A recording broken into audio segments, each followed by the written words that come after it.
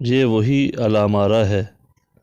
یہاں اپریل 1916 میں برطانیہ کی حملہ آور اور غاصب فوج، جس میں اکثریت ہندوستان کے ضمیر فروش سپاہیوں کی تھی، برطانوی جرنیل ٹاؤن سینٹ کی سربراہی میں جب خلافت عثمانیہ سے لڑی تو ذلت امیز شکست سے دوچار ہوئی۔ صرف 1/3 زندہ بچے اور 2/3 مار دیے گئے، اور تاریخ نے وہ لمحہ بھی دیکھا جب برطانوی جرنیل ٹاؤن سینٹ نے ترک فوج کے سامنے ہتھیار ڈال دیے۔ ساری ذمہ داری ہندوستان کے بھرتی کے شوقین فوجیوں پر ڈال دی گئی، جن کی اکثریت مسلمانوں کی تھی اور ان علاقوں سے تھی جہاں سے آج بھی نسر دل نسر لوگ فوج میں بھرتی ہونا فخر کی بات سمجھتے ہیں۔ پورے ہندوستان کے عوام خلافت عثمانیہ کے ساتھ تھے، ان کے دل اس کے لیے دھڑکتے تھے، اور فوج کے سپاہی برطانوی افسران کی قیادت میں تازہ دم ہو کر لڑنے کے لیے اور اپنے ماتھے سے مسلمان بھائیوں کے ہاتھوں ذلت کا داغ مٹانے کے لیے عراق جا رہے تھے۔ عراق جو برطانوی افواج کا ترکوں کے خلاف بیس کیمپ تھا، عربوں کو قومیت کے نعرے کا فریب دیا گیا تھا۔ اتحادی فوجیں ایک بار پھر ان ہندوستانی سپاہیوں کی طاقت کو ساتھ لے کر عراق کے میدان کارزار میں اتریں۔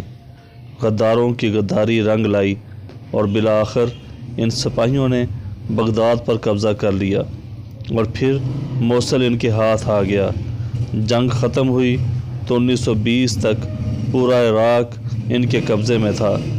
حیرت کی بات یہ ہے کہ جب 1920 کے شروع کے مہینوں میں ترکی، مصر، شام اور عراق بلکہ فلسطین میں لوگ اتحادی افواج سے نبرد آزما تھے اور ہندوستان میں تحریک خلافت چل رہی تھی، ہندوستان کے سپاہی عراق میں اپنے مسلمان بھائیوں کا گلا کاٹ رہے تھے۔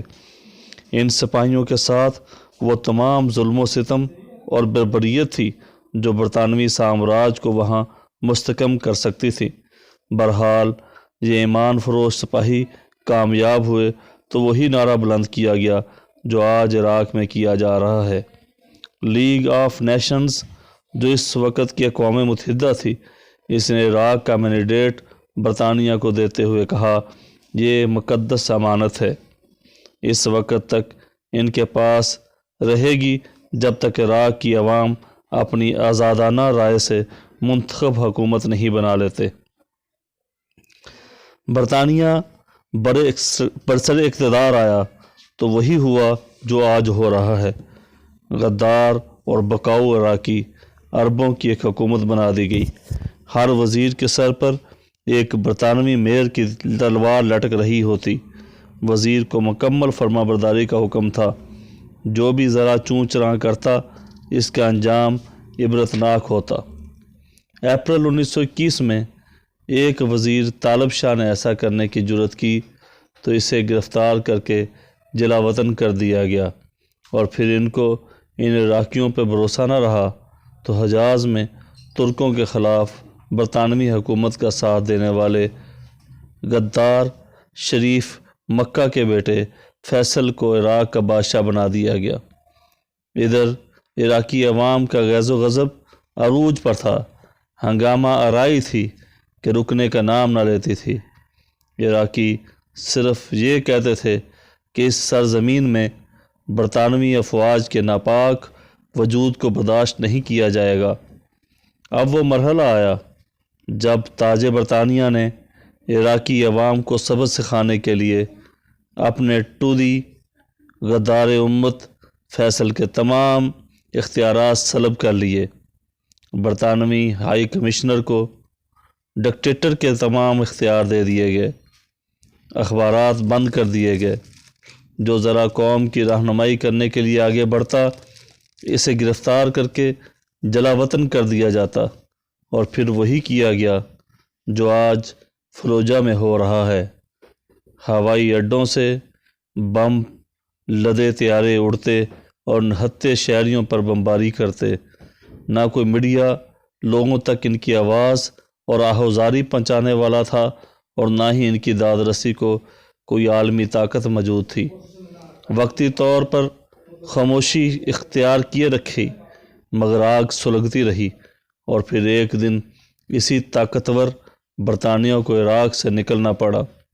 آج اسی الامارہ میں جہاں کبھی برطانوی فوج نے ہتھیار ڈالے تھے، وہیں برطانوی فوج عراقی عوام کے حملوں کی زد میں ہے۔ ہر روز ان کی چھاؤنی پر راکٹوں، گرنیڈوں اور بندوقوں سے حملہ ہوتا ہے۔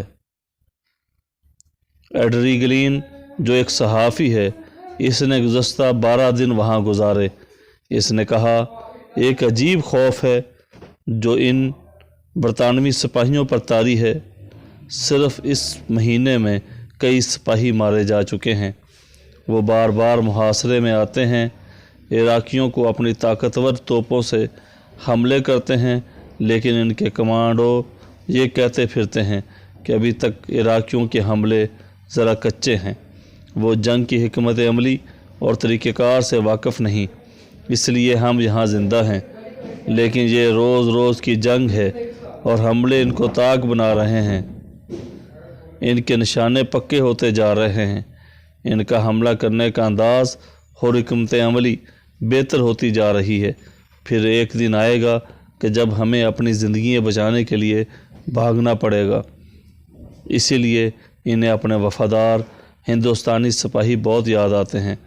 وہ ہر چند ہفتوں بعد پاکستان پر دباؤ بڑھاتے ہیں، کبھی لالچ سے، کبھی دھونس سے، کبھی حکمرانوں کے اقتدار کا سہارا دینے کی ترغیب سے، لیکن تاریخ شاہد ہے کہ یہ کرائے کے فوجی نہ 1920 میں انہیں بچا سکے اور نہ آج بچا سکیں گے۔ جن لوگوں کے ضمیر میں شہادت کا جذبہ ہو اور اسلاف کی قربانیوں کی مہک موجود ہو، ان کو نہ ڈکٹیٹر زیر کر سکتے ہیں، نہ قابض فوج۔ وہ تو بھڑکتے ہوئے شعلے ہوتے ہیں، جو بھی آئے اس جانب بسم ہو جاتا ہے۔ البتہ بڑی طاقتیں اپنے ملکوں میں واپس لوٹ جاتی ہیں، اور کرائے کے فوجیوں کے ہاتھ بس چند تمغے آ جاتے ہیں جو نسل در نسل ذلت کی علامت بن کر منتقل ہوتے رہتے ہیں۔ اس طرح کی مزید معلوماتی ویڈیوز کے لیے ہمارے channel the message T V کو سبسکرائب کر لیں، ساتھ میں بیل آئیکن دبا لیں تاکہ ہر آنے والی لیٹسٹ ویڈیو آپ کو بر وقت مل سکے۔ ویڈیو کو لائک کیجیے گا، شیئر کیجیے گا، اور کمنٹس باکس میں ہماری ویڈیوز کی بہتری کے لیے اپنی اچھی رائے کا اظہار ضرور فرمائیے گا۔ میں ان تمام احباب کا شکر گزار ہوں جو ہماری ویڈیوز کو لائک کرتے ہیں اور کمنٹس باکس میں ہماری ویڈیوز کی بہتری کے لیے ہمیں اچھی رائے سے مستفید فرماتے ہیں، اور سوشل میڈیا کے مختلف پلیٹ فارم پہ ہماری ویڈیوز کو شیئر کرتے ہیں۔ اپنے میزبان خالد بخاری کو اجازت دیں، ملتے ہیں ایک نئی ویڈیو میں، تب تک اللہ نگہبان، فی امان اللہ۔ السلام علیکم ورحمۃ اللہ وبرکاتہ۔ ان گنت لا تعداد درود و سلام آقا نامدار علیہ الصلوۃ والسلام اور آپ کی آل طہار پر۔